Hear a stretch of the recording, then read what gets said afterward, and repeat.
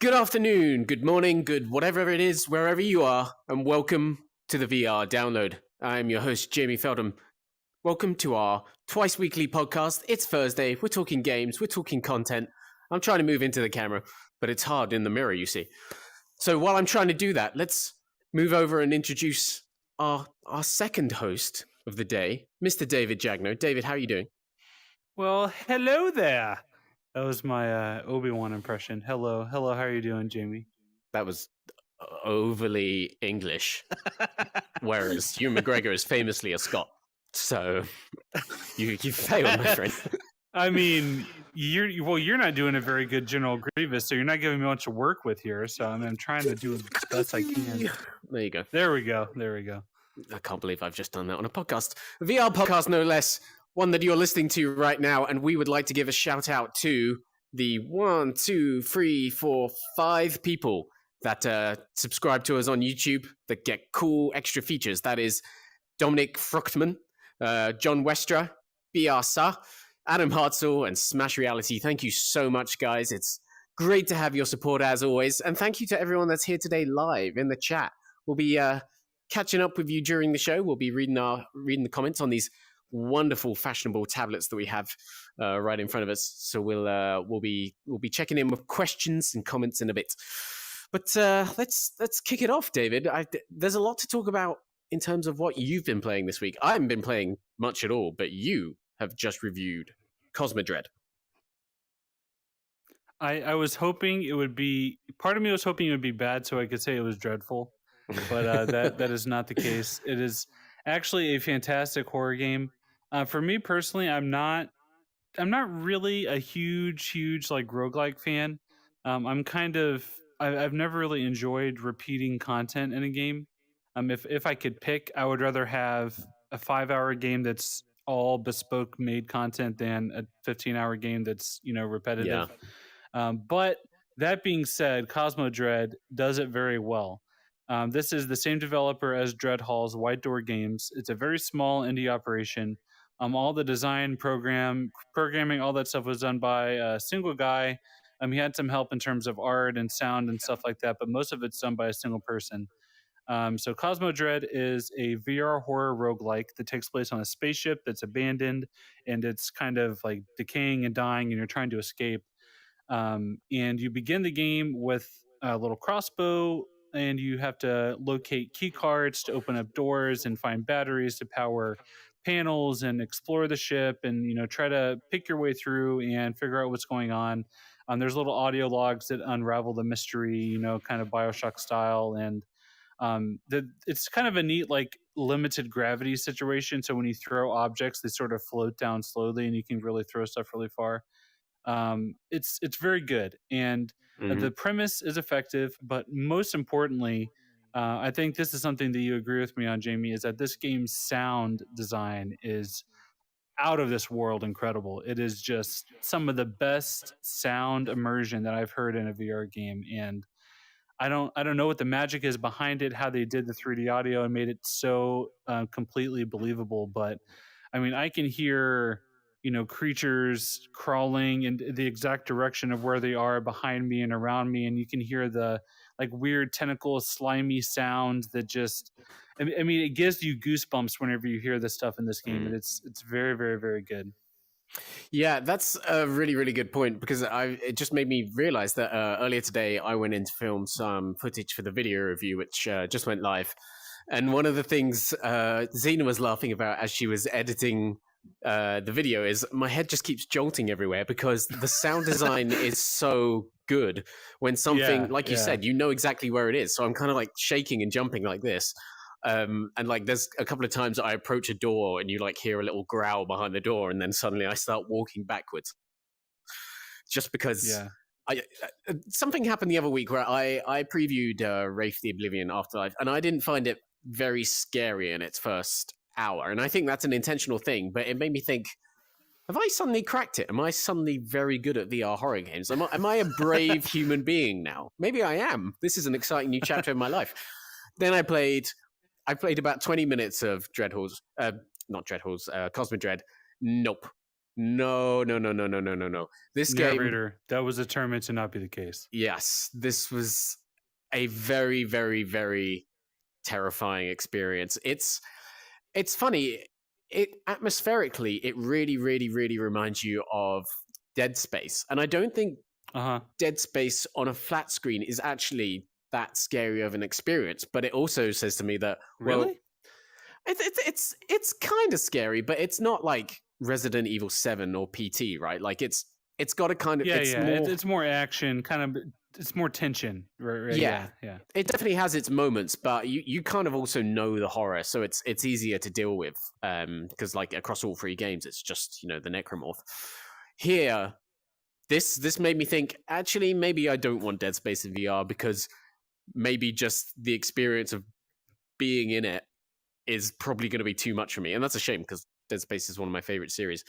But even there's a bit in the footage I took where I opened the cabinet and one of those horrid little eye monsters was right there. First of all, I thought it was like a cuddly toy. So I was like, what the heck is that? What kind of a toy is that? Yeah, well, I mean, it's the future. Who knows what they're into? And then it just suddenly like sprang at me. Unfortunately, I didn't have my microphone on because there was some screaming involved. So I think it's cool. I agree with you about what you said about roguelikes as well. It's a tough genre for me because even, again, going back to flat screen games like Hades and Dead Cells, I kind of struggle with those games because I've done other roguelikes in the past. Yeah, I've Rogue Legacy, which is probably about 10, 15 years old now, was like a 2D platformer roguelike. And I like fell down a well with that game. I played it for hours and hours and hours. But after that, I feel like I just had my fill of roguelikes, if you know what I mean. Like, I didn't want to then go back in and start another game where you basically have to die a lot until you're good enough to win. But, I mean, I do love Until You Fall, having said that. But this, I don't know. Oh, sorry. Go ahead. Yeah, with this, I definitely think it was really, really solid from what I played. I would love to play more of it. I will not be playing more of it, is pretty much all I can say. Quick shout out to Onakazi, Adam Hartzell, G-Dog Cheeseburger, Pawowski, Anthony Hairgrow, Daniel Leaper, VR Bug, Paradise Decay, and Secrets of. Hello, everyone. Welcome to the chat. OGs. How are you guys doing? Good to see you all today. Lots of familiar names in there today. Yeah, for sure. It's Daniel makes a good point that the better VR looks, the less that they want to play VR horror games, and that's an interesting point because I feel like I kind of reached that point almost with Resident Evil 7 in VR whenever I first played that, because that game, whenever it came out, I think was one of the most graphically impressive games I'd ever seen in my entire life, and experiencing that in VR was just incredibly overwhelming. And I'm still crossing my fingers that Resident Evil 8 is going to have VR support of some kind. Maybe they're going to wait and add it on PS5. I don't know what the case is going to be there, but I mean, just last week they announced it's coming to Stadia, so they're still announcing new platforms. So maybe they're waiting because there's a Resident Evil event happening in a couple of weeks, so maybe they'll announce VR support there. Fingers crossed. It's a little late, so probably not, but maybe. Oh, here's that. I think, is this the moment that you were just talking about with the cabinet? Oh, no, never mind. No, this is your gameplay, isn't it? Yeah. But yeah, no, definitely. You're right. I hope we get Resident Evil 8 at some point. I do feel like this is going to satisfy a lot of horror fans, though. It's probably the scariest thing I've seen on Quest. Maybe Face Your Fears takes that. I don't know. No, Exorcist for me is still scary. Oh, Exorcist is pretty terrifying. I can't get about 2 minutes into Exorcist. You load into the first room and you take a little look around. And you're like, well, I just wouldn't go in this room in real life. How much money does Chad have to donate for you to stream the Exorcist VR in its entirety? Do a full playthrough. You have to fully fund Upload VR for an entire year for that to happen. And let me tell you, it ain't cheap. This face costs money. Yeah, no, I don't know. It's a shame. It would be cool if they made like Cosmodread with the lights on, and they just turned all the like horrid imagery into like fluffy bunnies, I could probably play it then. But I mean, even then, it would just be like Five Nights at Freddy's. That's not much better. yeah, that's true. Okay, it's not for me. What else came out this week? Zombieland came out this week, so probably not too much better in the scares department. We don't have a review for Zombieland yet, but it's coming out. We're going to have one hopefully tomorrow, right? Yeah, that's I heard from our freelancer that's handling that one. He said it should be in tomorrow. And G Dog, I saw your comment. They said $5 to is what it would cost. That's the funding for uploading for a whole year. How dare you? Do you know what $5 gets you in the UK these days? Put on absolutely blast. Nothing. No, it's a bit. Yeah, that's barely a tank of gas in California. VRBug says Resident Evil 4 Quest announced in 2 weeks is their bet. That's because of the Resident Evil Direct happening in a couple of weeks, right? Like the second one of the year. And we kind of know it's one of those weird things where a couple of months ago now there was leaks from Capcom, many of which I think have turned out to be true. And one of them mentioned a Quest 2 version of Resident Evil 4. We didn't report it because I think that's kind of murky ethical grounds. But could happen. We can talk about it here. I would love for it to happen. That'd be cool. I don't know how you do it because it's a third-person game, and famously with 4, you stop when you're aiming. So would they keep that mechanic in there? They kind of ditched that in the later remakes of different Resident Evil games and whatnot, but it seemed like that was such a core part of like the thrill of Resident Evil 4 that if you added movement in while you were aiming, I don't know how it would hold up, but yeah, I would love for it to hold up very well. You know what it'll probably be? It'll probably be like one of those 1 or 2 hour long experiences where they'll have you'll go to a village and it's just like a Drop Dead style like stationary time crisis shooter, or something like that. Like I bet that's what they're gonna. Oh, it wouldn't be. A new Umbrella Chronicles game could actually be what it was. Those weren't bad. I actually liked those. They weren't terrible. They were pretty good light gun games. Yeah. But we'll see. I'm more excited about the potential of Resident Evil 8 with VR support than another remake of Resident Evil 4, basically, which is also meant to be getting a full remake on PS5 and whatnot. But we'll see. David, you've also been playing Star Wars Pinball. You've been at the pinball machines using your thumbs. I have. I've been. Is that what you use? I've been on. Oh, what do they call it? On the sticks is the arcade game. So what is the pinball? I know there's the Pinball Wizard song by The Who.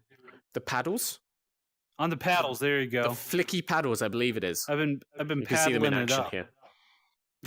They call me Paddle Man, is what they call me. Oh dear.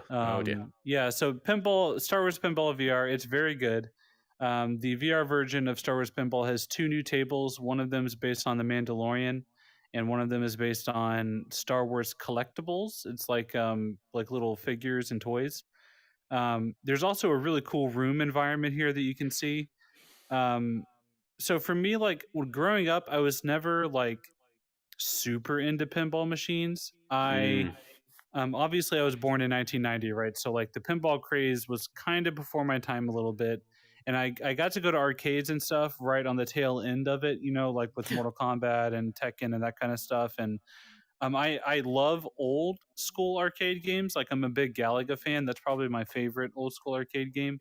But pinballs is something that's never really a big part of my life. So playing it in VR though is really cool because of how animated the tables are and the different environments and rooms you get to be in.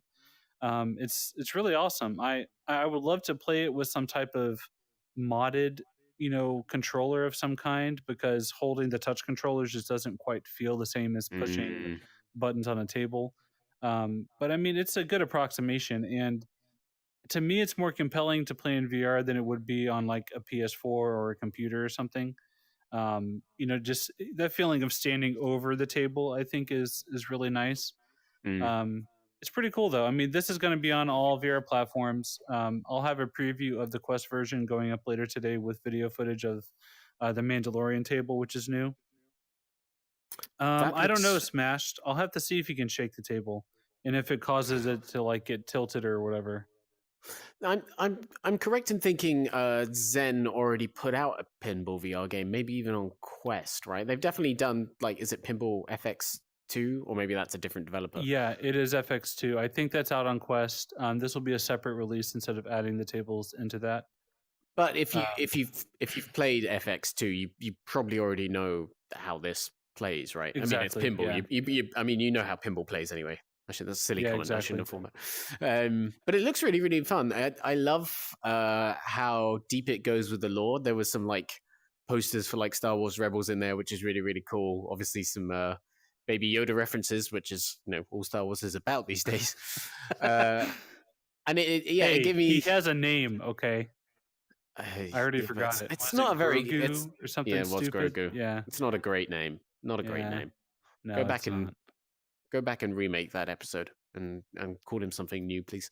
Um, yeah, I remember seeing those pinball machines as a kid because yeah, I didn't do them a lot as well, and you would just get so excited at the memorabilia within them, right? Like they would have such cool little 3D models and everything inside, and they would have all these cool little references, and that's really the appeal of this. At the end of the day, in watching that trailer, you get that kind of tinge of Mhm. excitement.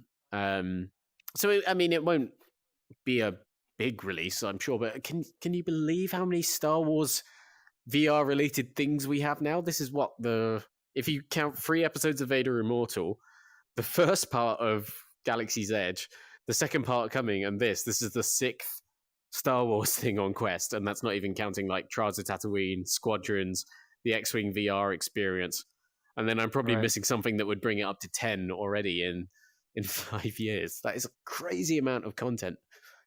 Yeah. Um, It's you say Squadrons. I've really been wanting to go back to that game and play it some more again, and mm. so I'm probably gonna do that soon. But yeah, Yeah. Star Wars Pinball VR. It comes out April 29th, I think, so about a month away. Mm, Like I yeah. said, you can look forward to my preview on uploadvr.com later today. Also, I'll have video footage here on our YouTube channel. You can also check out our full review of Cosmodread on our YouTube channel here, as well as 10 minutes of no commentary gameplay. So lots of cool stuff coming out today for you to check out at Upload. And I think, is there anything else that we wanted to discuss in terms of what we've been playing lately? Not really. I mean, April's going to be a big month in general, so prepare yourselves. We got the floor plans. We've got hand physics lab. We've got like a whole bunch of Mm. other stuff. There's Wraith. There's Mask Maker. Yeah, and A, I think a there's quick a shout huge out amount. as well to Cubism on Quest. Just got a hand tracking Oh yeah, update good point. that is fantastic. They do some incredible stuff with that. It's a little puzzle solving game, but with the hand tracking support, it really takes it to another level. Definitely recommend looking into that one. Yeah, I need to go back and try that. Actually, that's Oculus said at one point they were going to start ramping up, hand tracking content on Quest, and it's kind of hard because the hand tracking there is fun and it's usable in stuff like a podcast, like this podcast, but it's still not perfect, and we still don't have things like working out how to do locomotion with it down well. So I'm actually kind of impressed to see this, and Hand Physics Lab is coming, and then Unplugged is coming. They're starting to build a good library of content out there Uh huh. for everyone's speculating about maybe if one day they release Quest 2 without any controllers, and you just use the hand tracking, and maybe we're starting to see that path being paved with all these games, For which is cool sure. to think about. Let's move on to the news. We only have 2 items this week. It's been a pretty quiet March, but 2 kind of interesting stories to go with today. First of all, Rec Room, still hugely popular, now more popular than ever before, and as a Can we result, has made. do like a unicorn horn up here? The hand track is not working. Yeah, I can't see your hands either, so you can do whatever you want, but I won't know. Rec Room has raised another $100 million. $100 million for a VR game, which is an insane amount of money. It brings the total valuation of Rec Room up to 1.25 billion, and it's just a platform that's going from strength to strength. It seems, although I think the point of conversation here is it's going from strength to strength, kind of as it's moving away from VR in some respects, right? There's still full support in there, but the Xbox launch recently was a very big hit apparently, and there's no VR support to speak of in there. And then it made that move to iOS and everything, which is really, really terrific business for them.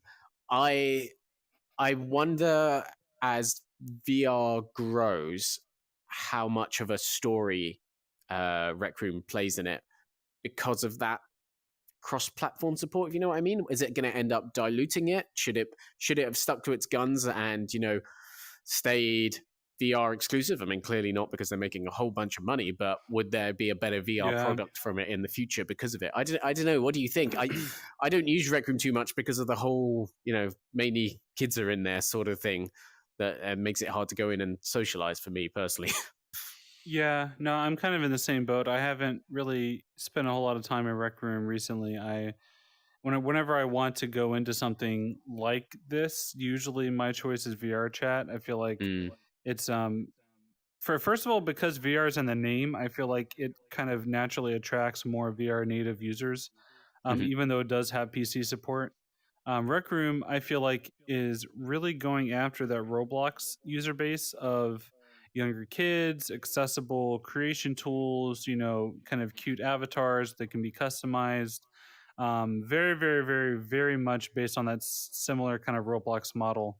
And I think starting in VR was interesting because I think whenever Rec Room first came out in VR and PC, there wasn't anything really like it. It was a good example of what you can do with user generated content. And now they've clearly expanded beyond that. And I personally haven't even tried it outside of VR. I've seen footage of it with the way the avatars move in third person and stuff. And I mean, it seems like it, works fine, and clearly it's popular. I think, whenever they announced their new funding, I think they said 25% of their users are VR users, which isn't a whole lot. It doesn't sound like a whole lot, but whenever you consider the millions of people that use Rec Room, that still is quite a bit.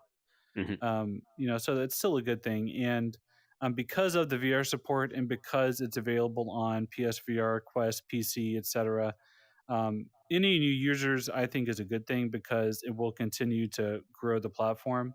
And all of those new games that come out have to be designed with VR in mind, obviously. So I don't think VR users are going to miss out on anything. So I mean, I think it's a good thing for VR overall. I just think that, like you said, it's kind of they're expanding beyond VR at this point. They grew so fast that VR wasn't enough. And that's a great way to put it. I'm curious to know if that was always the plan, or is that because investors, wanted them to expand further and kind of, take more of the pie? I don't really know. I'm kind of curious to know how that came about. G Dog Cheeseburger says you buy them out, which is pretty funny. I feel like that would be a big benefit to Facebook right now, because this is your weekly check-in on where Facebook Horizon is. Nope, can't see it anywhere. Can you see Horizon anywhere? Hello? No, not even on the horizon. Yeah, well, there you go. I mean, we can't see the horizon in here because we're in four walls, but I actually no door in here now I think about that, and that's pretty concerning. But Axel Hunter says they've introduced their partners' kids to Rec Room. They love it, but have zero interest in it outside of VR. That's a very, very, very interesting point, because it's one of those things where, like, we give all these recommendations and guidelines not to put kids under 13 into VR. Facebook itself has that, largely because you need to be 13 to have a Facebook account. But that just doesn't get around it, right? Like this and Echo VR, very, very much adopted by kids. And Hyperdash too. Yeah, you were saying the user that base in Hyperdash is quite young.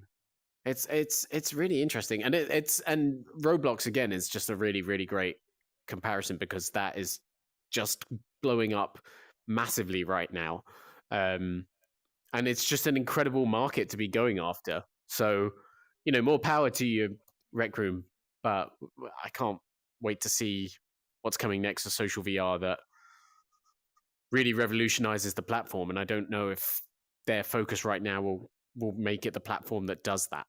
You know. Yeah. Yeah. But we'll see. We'll see. That's item 1 on the news. Done. Item 2 of 2 is that we've got the next Team Beef project, sort of. So if you don't know who Team Beef are, they are a team of modders that usually work on the Oculus Quest. They've done some really, really incredible ports of very, very, very popular PC games in the past. So we've had stuff like Half-Life, we've had Doom 3 recently, Return to Castle Wolfenstein. They've done mods for that get them running on Quest 2, and they're pretty much always incredible. This time around, things are a little bit different. A member of the Team Beef team is doing, now forgive me, I hope I'm doing the name right, Aeon of Ruin. Did I get the name right, David? Do you know, or have you ever said it out loud? Because I haven't. I have no idea. Okay, I think it's Aeon of Ruin, which is actually an upcoming game based on the Quake engine from 3D Realms, the publisher. The game looks great. Yeah, it looks incredible. So this one's actually coming out later in the year because the main game itself is not out yet, and it's being done by a member of Team Beef called Baggy G, which is, they have great names on Team Beef, I gotta say. But yeah, I mean, this looks really, really cool. It's nice to see a change of pace. It's not a full Team Beef project. Notice it's the actual game is made by 3D Realms. The company is still around. Yeah. It's just weird. I actually had to do research into 3D Realms again for this article because I thought, what, are they still here? Did they not die off with Duke Nukem Forever? But no, it turns out they published a whole bunch of stuff. They published Ghost Runner, which I think released last year. So they have their fingers in many pies. And I think this is going to be cool. I think it's nice to get something kind of new in the mod market and not, the next 90s era shooter, even though this is obviously very, very heavily inspired by it. But I mean, we're looking at the trailer right now. You kind of know what to expect, right? It looks like Doom, and it looks like a really good Doom clone, essentially. Yeah, it looks like a kind of a combination of Doom and Hexen and Heretic and all those kind of early 90s era pixelized 3D shooters, and it looks very good. I'm excited for it. This is a game that I was already interested in playing.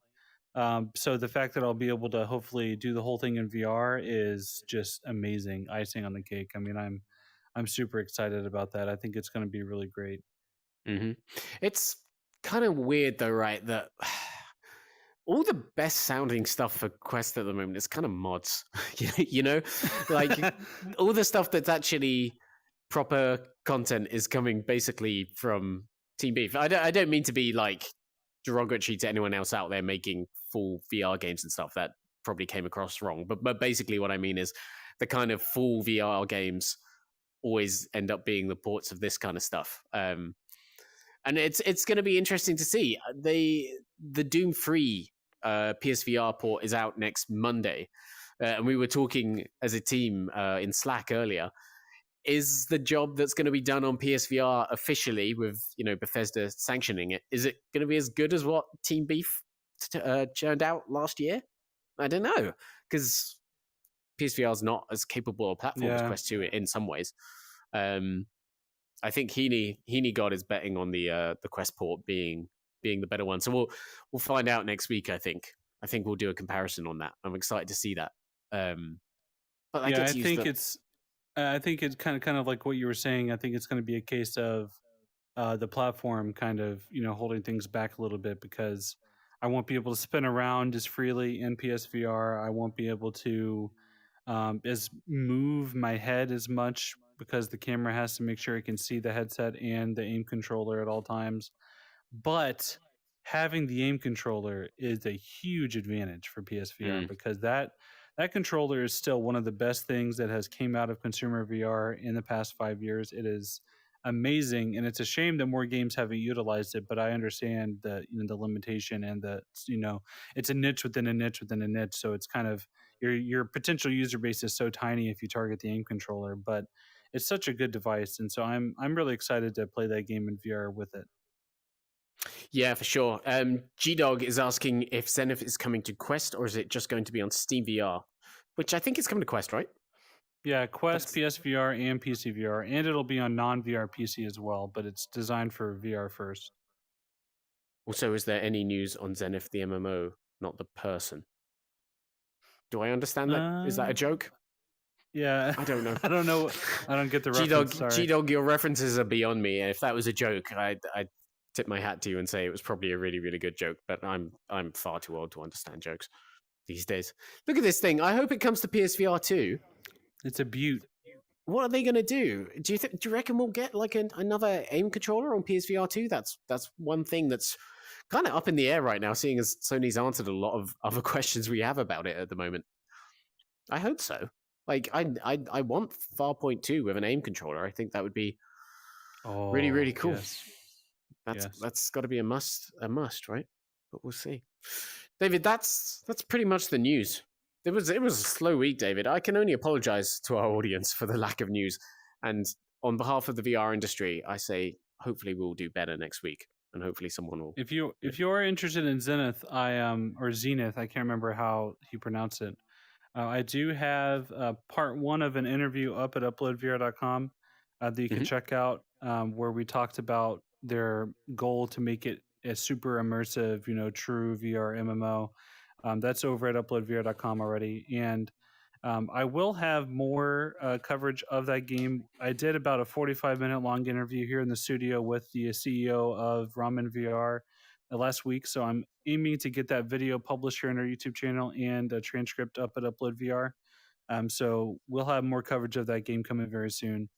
And yeah, so I'm definitely looking forward to it. And Heaney just posted the interview in the chat. So if you're on YouTube right now, you can click on that and save it to read for later because you don't want to miss what we're about to talk about next. It's a birthday, or it was a birthday earlier in the week. Little game a year ago now called Half-Life Alyx came out on Steam. Can you believe it? A year already. If only a jolly good hero. It's a date that's very important to many people in the UK because it actually came out on the day that UK lockdown was announced as well. So it's a very strange time of year for everyone in the world, really. But yeah, Half-Life is a year old now, which means we're 1 year into the no doubt decades it's going to take to get the next one. And we wanted to kind of look back and talk about its impact. Was it the impact we thought it would make? Did we think it was going to do more for VR? Did we think it did as much as it could possibly do? I gave Half-Life a 5 out of 5 when I first reviewed it a year ago, obviously. You're such a shill. I think this game is incredible. I think it's a really, really excellent return to the Half-Life universe. I think the interactivity in it is really, really good. I think the production is really, really good. I think it's the slickest gameplay you'll find in VR, pretty much. Earlier this week, though, I wrote an editorial about how, for me, I was actually still kind of disappointed that we didn't get more of a kind of physical revolution inside of Half-Life, given that Half-Life 2 and Half-Life 1 both definitely had elements of that. And then just months before Alyx came out, we saw Saints and Sinners and we saw Boneworks, which are 2 games that really, really did push physics interactions in VR in incredible ways. And to me, because of that, felt kind of not better games. I mean, the thing I said about Boneworks in my review was that all of this kind of technical stuff is absolutely incredible, but what it can't do is craft like a really, really compelling campaign, which I said is what I expect Half-Life to have, which is what it ended up having. But it doesn't quite have the same pioneering spirit, is what I would say, of Saints and Sinners and Boneworks. And actually, for me, I know, back in January or late December, we talked about like our favorite VR games of the year, what we thought should get the best VR game. And we all agreed on Alyx because I think it's a milestone for VR, absolutely. But personally, because of that, I think my favorite VR game last year, I think Walking Dead edges it out for me personally, It did for me too.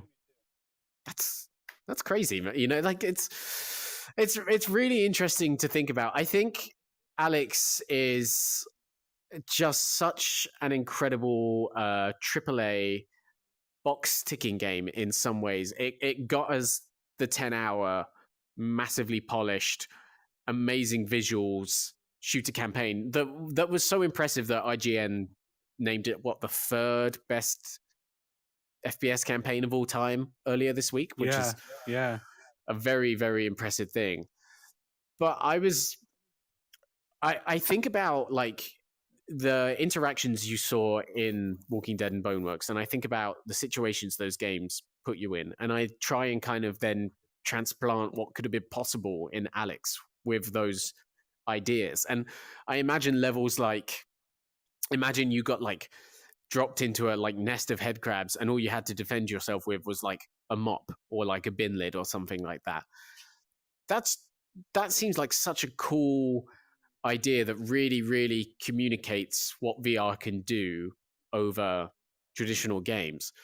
Whereas I feel like the Alyx, we all ended up playing, you can kind of, if people say you could never get it in on a flat screen, but I don't know, I kind of disagree. I think lots of elements of Alyx you could pretty easily adapt. Yeah.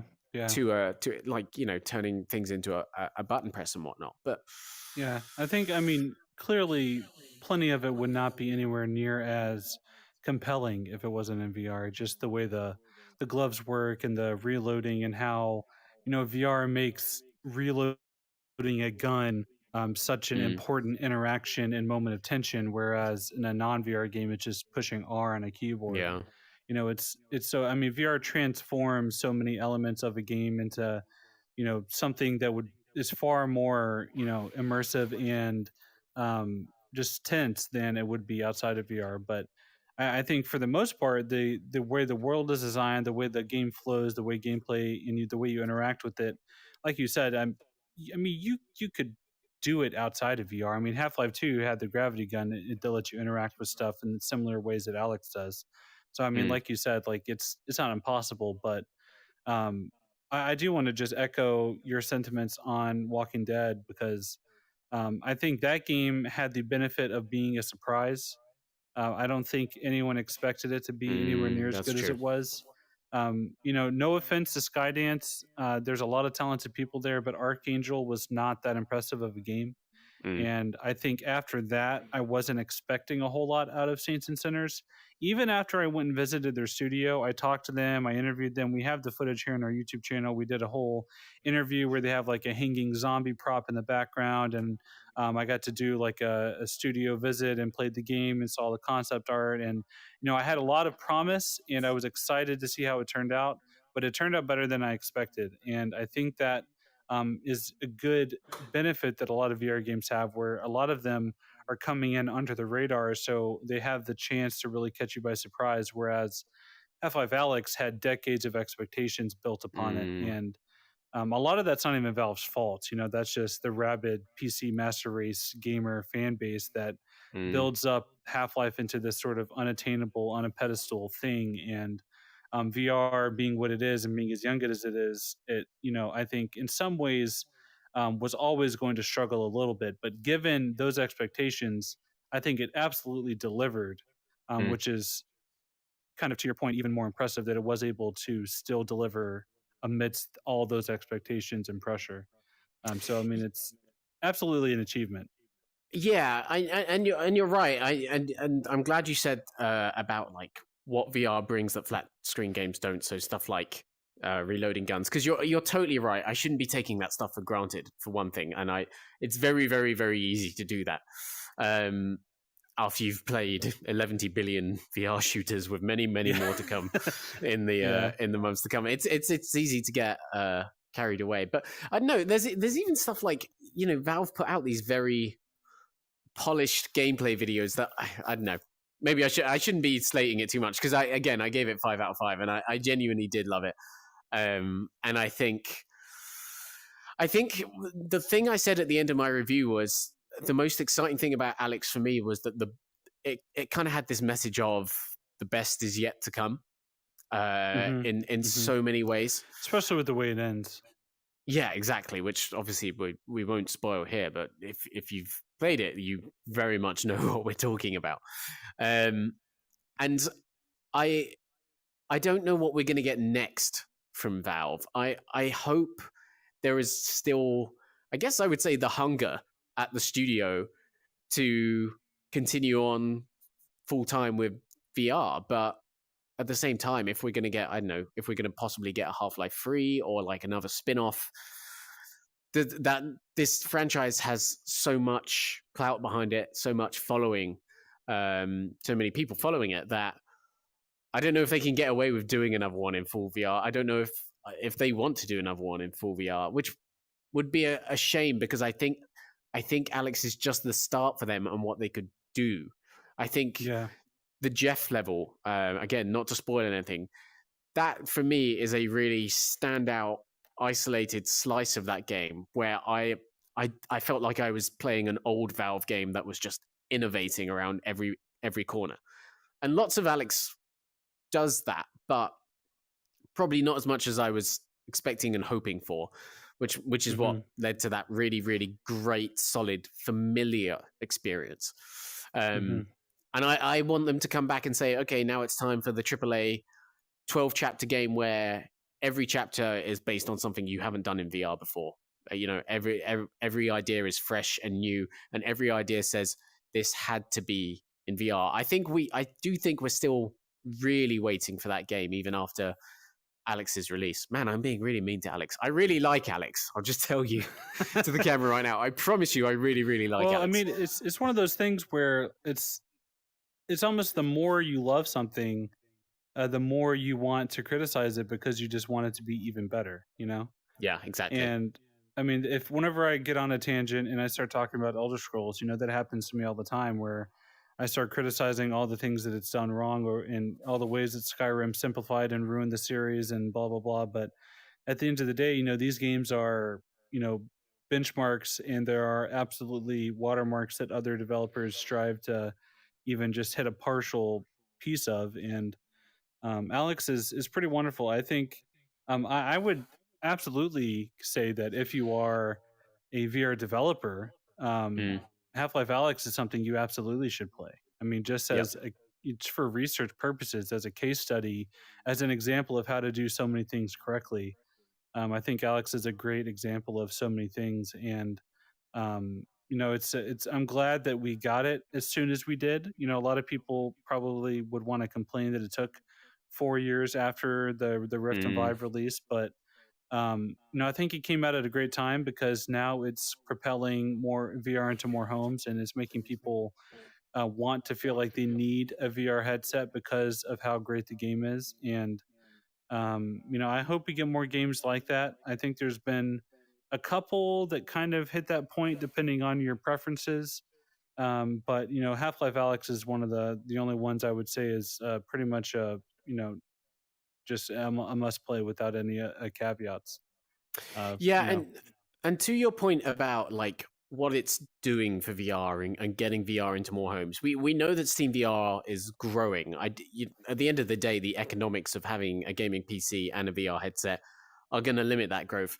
I still really, really quite passionately believe that Half-Life Alyx, it sort of almost really launches if it comes to PSVR 2. I think that is where you'd really start to see a big push. But, you know, that's entirely speculation.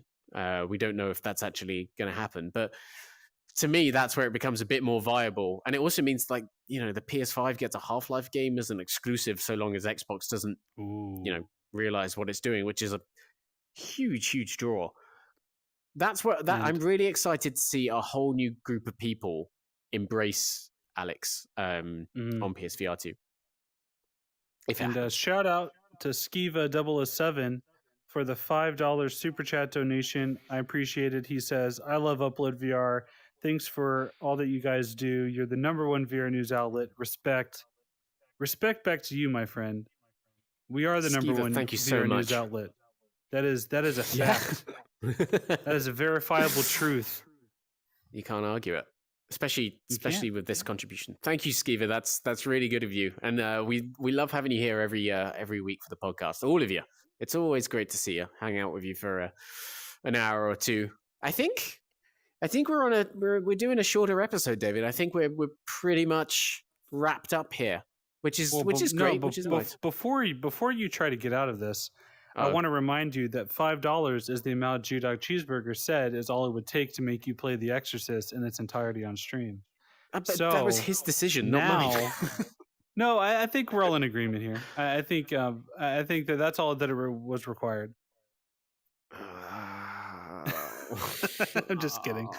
Okay. August, the screenshot here is Half-Life Alyx. We're talking about it to celebrate its 1-year anniversary this week. If you haven't played it, absolutely recommend playing it.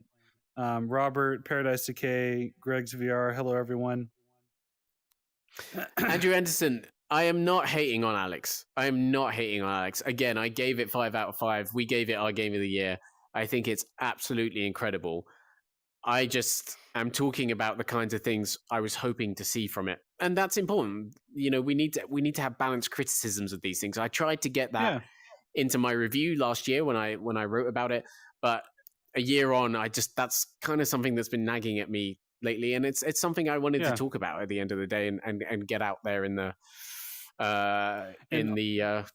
ecosystem. Also, I think it's easy to get wrapped up in admiration for all the things that it does well, within the first few days of its release, and then a year later you have the benefit of hindsight, you have the benefit of having played other things that have came out since then, and you can look back at it with fresher perspective and appreciate the things that it did well, while also being able to analyze the things that it could have done better. And I think that's a good thing. I think all forms of consumer media needs that. You got to have growth and constructive feedback for sure. G-Dog, you keep trying, my friend. Maybe I'll do it. I'll start thinking about a kind of mental preparation I would have to get into to pull off The Exorcist on stream. So let me ask you this. I streamed the entire thing twice. So I did it on Facebook years ago when we used to stream there, and then I did it here on our YouTube channel. You can watch the full 2-hour long playthrough. It's a little over 2 hours. Would you rather, instead of playing the whole thing, if I just picked out the scariest chapter for you to play?